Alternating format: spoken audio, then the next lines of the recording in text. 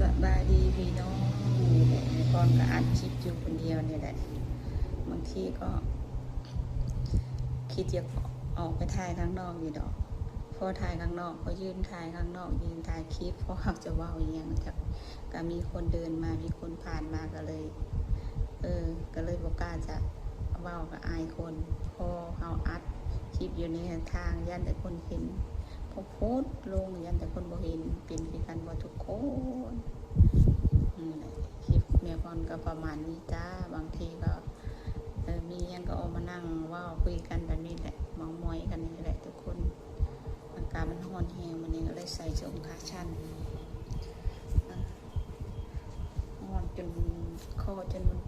เป็นปืนหมดเลยแบบเอาน้ำแล้วก็มาพันคออากาศร้อนคือกันบ่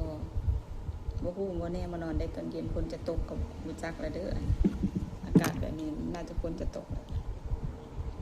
กำลังใจซึ่งกันและกันเด้อแต่ว่าช่วงนี้มันเงียบช่วงนี้พอเงียบเป็นยังไงก็สู้ๆไปด้วยกันเนาะ